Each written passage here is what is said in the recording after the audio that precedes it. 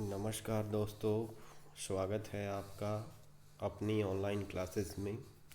आज हम पढ़ने वाले हैं नेहरू के राष्ट्रवाद से संबंधित और अंतर्राष्ट्रवाद से संबंधित विचार। तो पहले हम नेहरू के कुछ राष्ट्रवाद से संबंधित विचार पढ़ेंगे और उसके बाद में कुछ अंतर्राष्ट्रवाद से संबंधित विचारों का भी अध्ययन साथ ही करने की कोशिश करेंगे। एक फेमस कोट है, मैं राष्ट्रवादी हूँ और मुझे राष्ट्रवादी होने पर अभिमान है। ये नेहरू जी ने कहा था कि ये बहुत अच्छी एक कोटेशंस है, कई बार पूछ ली जाती है।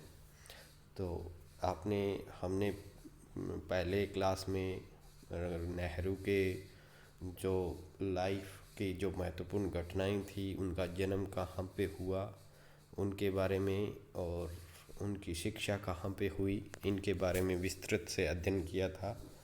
तो एक बार मेरा पहला वीडियो आप देख लें ताकि आप नेहरू के जो विचार हैं उनको अच्छी तरह से समझ सकें। तो आज हम पढ़ेंगे नेशनलिज़म। नेहरू के जो नेशनलिज़म पर विचार है, उससे पहले आप सभी से मेरी रिक्वेस्ट है कि आप मेरे वीडियो को लाइक, शेयर एंड सब्सक्राइब करें। सब्सक्राइब ज़रूर करें। जब आप वीडियो देखते हैं तो उसके नीचे नीचे रेड कलर में एक साइड राइट साइड में रेड कलर में सब्सक्राइब नाम से एक बटन शब्द लिखे होते हैं, उस पे आपको टच करना होता है। तो सब्सक्राइब ज़रूर करें। तो पढ़ते हैं नेहरू के राष्ट्रवाद से संबंधित विचार। जवाहरलाल नेहरू ने अपनी जो बुक है भारत की एकता यूनिटी ऑफ इंडिया, उसमें नेहरू ने कहा कि मैं राष्ट्रवाद से संबंधित कोई नया सिद्धांत प्रतिपादित नहीं करता हूँ। और इस बात को उन्होंने खुद के जो लेख भारत की एकता में, या बुक भी उन्होंने इस पे लिखी थी, खुद स्वीकार किया था। जैसा कि आपको पता ही है कि नेहरू भारतीय राष्ट्रीय आंदोलन के अग्रिम पंक्ति के नेताओं में थे और उनका स्थान गांधी के बाद में आता था, यानी गांधी और गांधी के पीछे उनका ही नंबर आता था। पीछे का मतलब उनके जो गिनती होती है महान नेताओं में, तो उनका दूसरे नंबर पर उनका स्थान है। उनका राष्ट्र और अंतर्राष्ट्र के पीछे उनकी पूर्ण निष्ठता थी, परंतु उन्होंने राष्ट्रवाद का कोई नया सिद्धांत प्रतिपादित नहीं किया। जब वो इंग्लैंड में हैरो स्कूल में पढ़ते थे, हमने इसके पहले जिक्र किया है कि इंग्लिश मीडियम का स्कूल हैरो ब्रिटेन में तो पढ़ते थे, तो उसी समय बंगाल विभाजन की जो घटना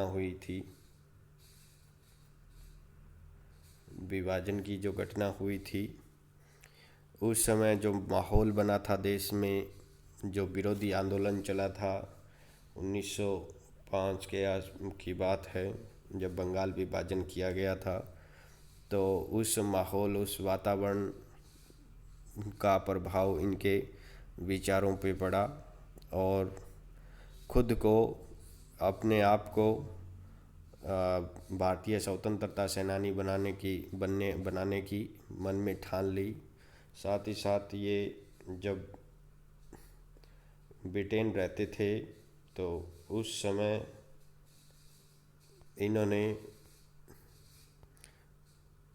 इनके मन में जो इटली के एकीकरण से संबंधित विचार थे वो भी इनको सुनने को मिल रहे थे। इटली के एकीकरण में गैरीबाल्डी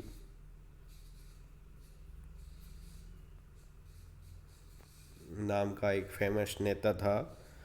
तो ये कहा जाता है कि गैरीबाल्डी और मेज़िनी एक दो लीडर थे जिन्होंने इटली के एकीकरण को काफ़ी सफल बनाया था, क्योंकि उस समय इटली छोटे छोटे राज्यों में बंटा हुआ था और इटली के एकीकरण में इनकी भूमिका बहुत ज़्यादा थी, क्योंकि मैजेनी और मैजिनी की नीति और गैरिबाल्डी की तलवार ने, ये फेमस कोटेशन है कि मैजिनी की नीति और गैरिबाल्डी की तलवार ने इटली को एकीकरण का रास्ता दिखाया। तो इनके मन में भी वो वीरतापूर्वक कार्य करने के सपने आने लगे। इन्होंने एक बार लिखते हुए कहा था कि मैं वीरतापूर्वक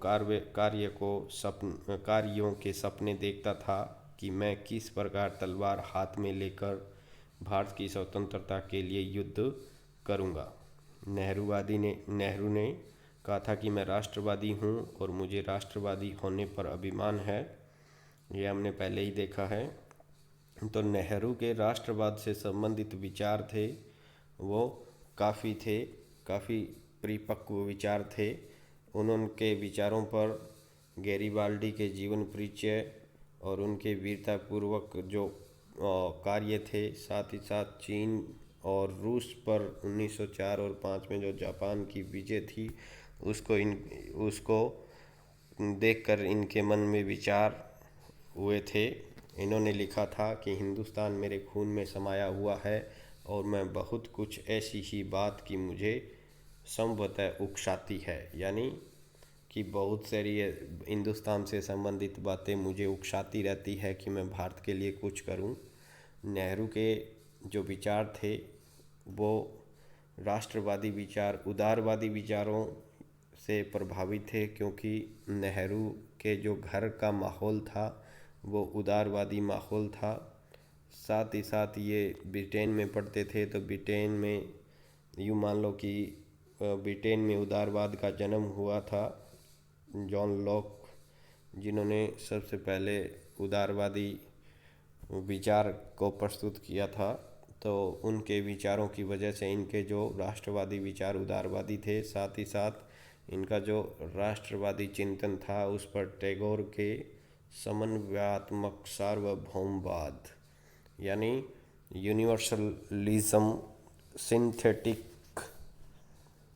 यूनिवर्सलिज्म का प्रभाव था, यानी कि अंतर्राष्ट्रवाद भी इनके विचारों में समाया हुआ था।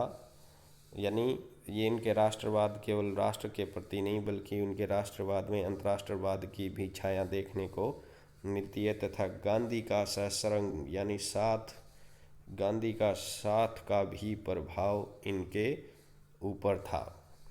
तो कई बार पूछ लिया जाता है कि नेहरू के विचारों पे किसका प्रभाव था, तो गैरिबाल्डी का विचार के प्रभाव था, टैगोर का प्रभाव था। समन्वयात्मक सार्वभौमवाद किससे संबंधित है ये पूछ लिया जाता है, तो ये टैगोर से।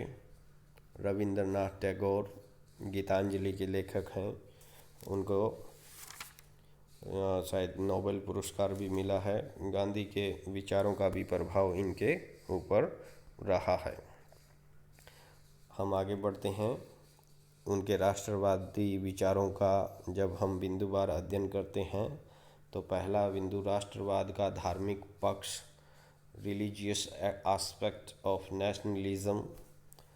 उन्होंने अपनी जो बुक थी, पंडित नेहरू ने अपनी बुक विश्व इतिहास की एक झलक the glimpse of world history में ये लिखते हैं और कहते हैं कि जो राष्ट्रवाद की धार्मिक प्रवृत्ति है उससे मैं संतुष्ट नहीं हूँ, क्योंकि ये उदारवादी विचारधारा के थे और इनको स्वामी दयानंद सरस्वती, विवेकानंद, बिपिन चंद्र पॉल और अरविंद के जो राष्ट्रवाद संबंधी धार्मिक दृष्टिकोण था, जैसे वेदों की तरफ लौटो, और स्वामी दयानंद का वेदों की तरफ लौटो, और जो अरविंद का धार्मिक राष्ट्रवाद था वो इनके प्रति इनकी सहानुभूति नहीं थी। उनका विश्वास था कि राष्ट्रवाद के आध्यात्मिक एवं धार्मिक स्वरूप नहीं हो सकते। ये मानते थे कि राष्ट्रवाद है, उनका आध्यात्मिक और धार्मिक स्वरूप नहीं हो सकता। उन्होंने मुस्लिम लीग के जो द्विराष्ट्र राष्ट्र का सिद्धांत था और हिंदू महासभा के हिंदू राष्ट्र की जो स्थापना की जो कल्पना थी उसकी कड़ी आलोचना इन्होंने की थी। यानी इनका जो राष्ट्रवाद था वो धार्मिक राष्ट्रवाद नहीं था, वो मानते थे कि जो आज तक जितने भी सांप्रदायिक नेता हुए हैं या वो राजनीति से अलग नहीं है, बल्कि वो सांप्रदायिक राजनीति करते हैं और डायरेक्ट इनडायरेक्ट ब्रिटिश के साम्राज्यवादियों की मदद वो करते हैं। तो इस वजह से इन्होंने, चाहे वो मुस्लिम के हो चाहे हिंदू सांप्रदायिक नेता थे, उनको कभी भी सहयोग नहीं किया, या यूं कहें कि उनको कभी भी उन्होंने सही नहीं माना है। और इन्होंने कहा है कि ये जो सांप्रदायिक लीडर हैं वो अपने छोटे मोटे स्वार्थों के लिए भारत की बलि देने के लिए तैयार हैं। जब हम पढ़ते हैं, जब धार्मिक रूप से ये विरोध करते हैं तो इनका राष्ट्रवाद है वो धर्मनिरपेक्षता के सिद्धांत पर आधारित है, nationalism based on secularism. Nehru ji के जीवन वैज्ञानिक दृष्टि और मानवतावादी थी, यानी जो नेहरू जी थे उनके जीवन की दृष्टि वैज्ञानिक थी और मानवतावादी थी, क्योंकि उनके ऊपर उदारवाद का और उनके घर का माहौल का प्रभाव इन पे था। उन्होंने इस आधार पर धर्मनिरपेक्ष राष्ट्रवाद की धारणा का समर्थन किया है, क्योंकि वो वैज्ञानिक और मानवतावादी दृष्टिकोण के व्यक्ति थे। उनका विचार था कि धर्मनिरपेक्ष राष्ट्र द्वारा ही भारत में सामाजिक, आर्थिक, धार्मिक क्षेत्रों की जो प्रतिक्रियावादी शक्तियों का मुकाबला किया जा सकता है। यानी ये बोलते थे कि हम धर्मनिरपेक्ष राष्ट्र के आधार पर ही हमारे जो आर्थिक, सामाजिक, धार्मिक क्षेत्रों में जो प्रतिक्रियावादी शक्ति हैं उनका हम मुकाबला कर सकते हैं। वह समस्त प्रतिक्रियावादी नेताओं तथा सांप्रदायिक तत्वों की आलोचना करते हैं, जो हमने पिछले टॉपिक में देखा है कि वो किस तरह सांप्रदायिक नेताओं की आलोचना करते हैं। अपनी जीवनी में उन्होंने माई ऑटोबायोग्राफी में धर्मनिरपेक्ष राष्ट्रवाद की धारणा का समर्थन किया है। वो कहते हैं कि मैं इस निष्कर्ष पर पहुंचा हूं कि आपसी फूट और सांप्रदायिकता के विषय के कारण भारत अपने प्राचीन गौरव को खो बैठा है। जीवन की समस्याओं के प्रति जवाहरलाल नेहरू सदैव एक धर्मनिरपेक्ष दृष्टिकोण रखते थे। अतः नेहरू जी ने अपनी धर्मनिरपेक्ष राष्ट्रवाद की धारणा के अनुसार ही स्वतंत्रता के बाद संविधान द्वारा भारत को एक धर्मनिरपेक्ष राज्य का रूप देना उचित समझा था। उग्र राष्ट्रवाद में अविश्वास, disbelief in on extreme nationalism, जैसे भारत का स्वतंत्रता आंदोलन चल रहा था तो उसमें दो तरह के नेता थे, एक उग्र विचारधाराओं के और एक थे वो उदार विचारधारा के। तो जो उग्र विचारधारा के व्यक्ति थे वो भारत को क्रांति के द्वारा आज़ादी दिलवाना चाहते थे, और वो उनका मानना था कि हम अंग्रेज़ों को यहाँ से मजबूर करके भगा देंगे, पीट के भगा देंगे, या उनके प्रति हिंसक रास्ता अपनाकर भी हम इनको भगा सकते हैं। बल्कि उदारवादी जो धड़ा था वो ये मानता था कि हम इन सभी के प्रति हमें हिंसा नहीं रखनी चाहिए, क्रांति जैसे विचारों को नहीं रखना चाहिए। ये मानते थे कि हम पत्रों के माध्यम से या फिर जो उनसे बातचीत के माध्यम से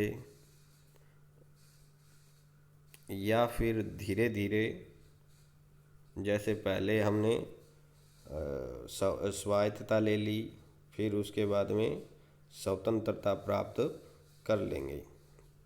तो जो नेहरू जी थे वो उदार विचारधारा के ज़्यादा पक्षधर थे, न कि उग्र विचारधारा के।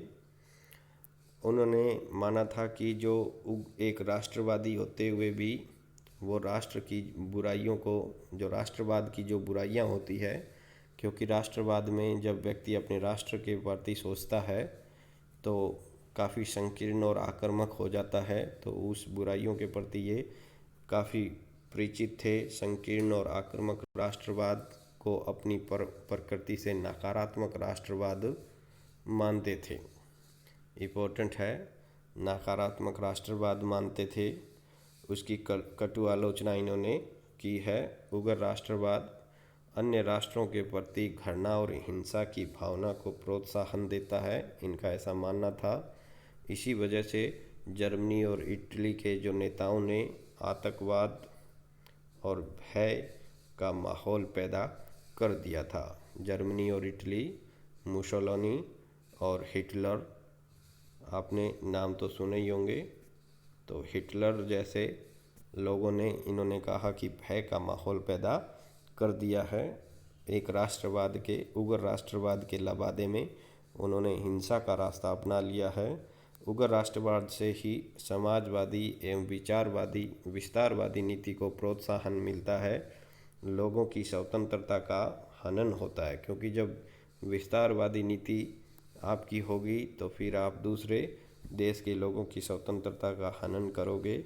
दूसरे राष्ट्र पर आक्रमण करने के लिए प्रेरित किया जाता है और शांति के लिए खतरा पैदा हो जाता है। अतः उन्होंने सदैव ऐसे परिवर्तनों का स्वागत किया जिसके द्वारा अंतर्राष्ट्रीय सहयोग एवं शांति की स्थापना की जा सके। तो अंतर्राष्ट्रीय सहयोग एवं शांति, ये जो शब्द हैं ये उनके अंतर्राष्ट्रवाद का ज्ञान हमें करवाते हैं कि उनके अंतर्राष्ट्रवाद से संबंधित विचार कैसे थे। आगे राष्ट्रवाद के भावनात्मक पक्ष का समर्थन, emotional aspects of nationalism supported, यानी नेहरू जी हैं वो राष्ट्रवाद के भावनात्मक पक्ष का समर्थन, इमोशनल एस्पेक्ट्स का समर्थन वो करते हैं। उनका विचार था कि राष्ट्रवाद में एक भावनात्मक संबंध होता है जो विभिन्न जाति, धर्मों और नस्लों के लोगों को आपस में जोड़ के रखता है। यानी जब राष्ट्रीय एकता की बात आती है तो उसमें जाति, धर्म, भाषा को नहीं देखा जाता है। अतः हमें राष्ट्रवाद की इस भावनात्मक पक्ष पर अधिक बल देना चाहिए ताकि विविध भाषी, विविध धर्मों के होते हुए भी भारत की एकता है वो खतरे में न पड़े। तो वो भी खुद भी अत्यंत भावुक थे। अतः उनके राष्ट्रवाद को भावनात्मक पक्ष से भी वो जोड़कर देखते थे। यद्यपि वह, यानी जवाहरलाल नेहरू, संशयवादी थे, किंतु अत्यधिक भावुक और संवेदनशील होने के कारण उन्होंने भारत माता के रोमांसपूर्ण आदर्श ने अत्यधिक प्रभावित किया था। उनके लिए राष्ट्रवाद वास्तव में आत्म विस्तार का ही एक रूप है। इसी वजह से उन्होंने अपने राष्ट्रवाद को भावनात्मक बल देते हुए भारत की एकता को सुरक्षित रखने का प्रयास किया है। भारतीय राष्ट्रवाद विश्व राष्ट्रवाद का प्रतीक है। जैसा कि आपको पता ही है कि जब भारत में स्वतंत्रता आंदोलन चल रहा था उसी समय विश्व के विभिन्न जो अन्य पराधीन राष्ट्रों में भी स्वतंत्रता संग्राम चल रहा था। तो पंडित नेहरू का विचार था कि भारत में जिन तत्वों ने राष्ट्रवाद को जागृत करने में योगदान दिया है लगभग वही परिस्थिति अन्य पराधीन राष्ट्रों में भी है। अतः इन पराधीन राष्ट्रों को भारतीय राष्ट्रवाद एवं भारतीय राष्ट्रीय आंदोलन का अनुसरण करना चाहिए। गांधी जी, नेहरू का मानना था कि जिस तरह जो परिस्थितियां भारत की है वैसी परिस्थितियां विश्व के अन्य देशों की है। इस वजह से भारत का राष्ट्रवाद है वो विश्व राष्ट्रवाद का प्रतीक बन सकता है। नेहरू ने चीन के राष्ट्रवाद और अरब राष्ट्रवाद का समर्थन किया है। आत्मनिर्णय के अधिकार के वो कट्टर समर्थक थे। सच्चे राष्ट्रवादी होने के नाते उन्होंने एशियाई अफ्रीकी राष्ट्रों की आज़ादी का समर्थन किया था। एशियाई अफ्रीका सम्मेलन भी उन्होंने अपने जीवन काल में करवाया था, जिसमें अफ्रीका एशियाई राष्ट्रों के विकास की एक रूपरेखा प्रस्तुत की थी। साम्राज्यवादी शक्तियों के विरोध का सिद्धांत, the theory of oppositions of the force of imperialism. उन्होंने कहा था कि प्रत्येक गुलाम देश के लिए राष्ट्रवाद की भावना से ओतप्रोत होना सर्वथा स्वाभाविक है। यानी प्रत्येक राष्ट्र है वो ऐसी भावना से, राष्ट्रवाद जैसी भावना से ओतप्रोत होता ही होता है। उनका विचार है कि पराधीन देश के लिए शांति का कोई अर्थ नहीं है, क्योंकि शांति तो स्वतंत्रता प्राप्ति के बाद ही स्थापित की जा सकती है। यानी वो पहले स्वतंत्रता बाद में शांति की वकालत करते हैं। 1927 में जो ब्रुसेल्स में साम्राज्यवाद विरोधी अंतर्राष्ट्रीय सम्मेलन हुआ था, उसमें उन्होंने भारतीय जो स्वतंत्रता आंदोलन था या स्वतंत्रता, राष्ट्रीय स्वतंत्रता पर इन्होंने बल दिया था। वहाँ ये भारत में कांग्रेस के प्रतिनिधि के रूप में शामिल हुए थे और आत्मनिर्णय के सिद्धांत को भी महत्वपूर्ण माना था। आत्मनिर्णय का सिद्धांत होता है कि कोई भी राष्ट्र है वो अपनी विदेश नीति, अपने स्वयं के बारे में डिसीजन लेने के लिए स्वतंत्र होना चाहिए। वो किसी भी दूसरे राष्ट्र के अधीन नहीं होना चाहिए, और यही विचार है वो स्वतंत्रता के प्रति लोगों को आकर्षित करता है। उन्होंने जर्मनी और इटली की विस्तारवादी नीतियों का 1930 में कड़ाई से विरोध किया था, क्योंकि इनको लगता है कि ऐसी नीतियों से स्वतंत्रता का ह्रास होता है। अपने राष्ट्रवाद के सिद्धांत को साम्राज्यवाद विरोधी और व्यक्तिगत स्वतंत्रता का पक्षधर की विचारधारा ये मानते हैं। वो कहते हैं कि मेरी राष्ट्रवाद की विचारधारा है वो साम्राज्यवादी शक्तियों के अगेंस्ट है, क्योंकि इन्होंने इटली और जर्मनी का हमने पहले उदाहरण देख चुके हैं। इसी वजह से इन्होंने माना है कि भारत की जो विदेश नीति है उसमें भी इस चीज़ को इन्होंने अपनाया था कि भारत है वो पहले आक्रमण नहीं करेगा। और कुछ अन्य विचार, राष्ट्रवाद अंतर्राष्ट्रवाद की प्रथम शर्त है। यानी आप अंतर्राष्ट्रवाद के बारे में सोचते हैं तो आपको राष्ट्रवाद के बारे में पहले सोचना पड़ेगा।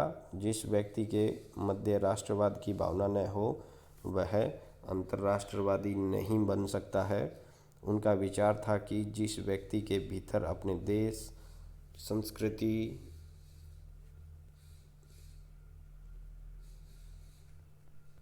और मानव जाति, धर्म के प्रति प्रेम है, वही व्यक्ति विश्व के अन्य देशों के साथ भी अपने संबंध कायम कर सकता है। उनके अंतर्राष्ट्रवादी दृष्टिकोण पर महात्मा गांधी का बहुत प्रभाव था।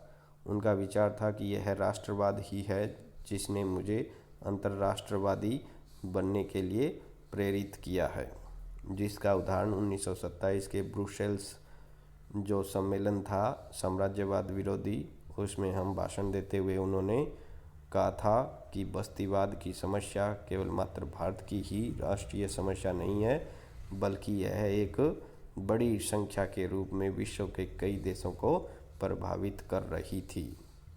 उसी तरह लोकतांत्रिक समाजवाद राष्ट्रवाद का समर्थक, यानी जो आपको पता ही है, हमने पिछले वीडियो में देखा था कि जो नेहरू थे उन पर लोकतांत्रिक समाजवाद यानी फेबियन समाजवाद का प्रभाव था।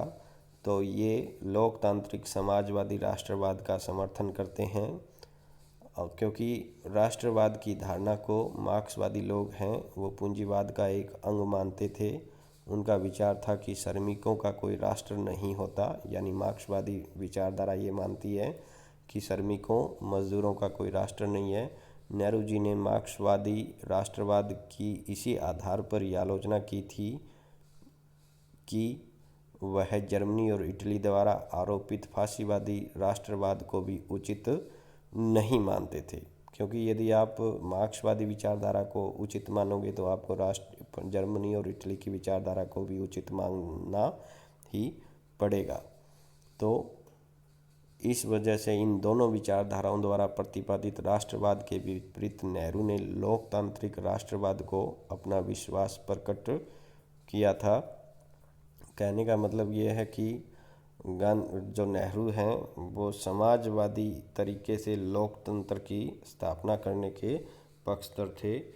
राष्ट्रीय आंदोलन के प्रेरक तत्व के रूप में भी वो अपने समाजवाद को मानते हैं। वो मानते हैं कि राष्ट्रीय आंदोलन का एक प्रेरक तत्व राष्ट्रवाद ही है और इसकी आवश्यकता पर बल देते हुए उन्होंने लिखा है कि किसी भी पराधीन देश के लिए राष्ट्रीय स्वतंत्रता प्रथम तथा प्रधान आकांक्षा होनी चाहिए। भारत के लिए जिसमें कि व्यक्तित्व की तीव्र भावना पाई जाती है और जिसके पास अतीत की एक ख्याति है, यह बात और भी अधिक सही थी। तो ये कहते हैं कि राष्ट्रीय आंदोलन का प्रेरक तत्व है वो राष्ट्रवाद होता है। राष्ट्रवाद से प्रेरित होके ही कोई व्यक्ति राष्ट्रीय आंदोलन में कूदता है या यूँ कहें कि राष्ट्रीय आंदोलन में भाग लेता है। तो ये विचार थे गांधी के राष्ट्रवाद और अंतर्राष्ट्रवाद से संबंधित। अंतर्राष्ट्रवाद से संबंधित कुछ विचारों को हम देखते हैं। तो गुटनिरपेक्ष आंदोलन हम लेते हैं। जैसे विश्व जब दो महाशक्तियों के बीच में बंटा हुआ था, एक तरफ पूंजीवादी व्यवस्था थी, दूसरी तरफ मार्क्सवादी व्यवस्था थी। तो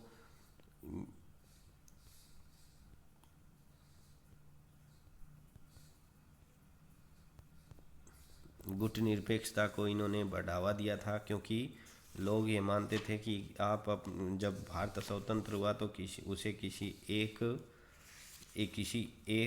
गुट में शामिल होना पड़ेगा। लेकिन इन्होंने दूसरों के सामने 1962 में एक नया रास्ता निकाला, यानी गुटनिरपेक्षता का रास्ता इन्होंने निकाला था। गुटनिरपेक्ष आंदोलन की स्थापना इन्होंने की थी कि आप बगैर किसी गुट में शामिल होके गुटनिरपेक्ष रहकर भी अपना विकास कर सकते हो।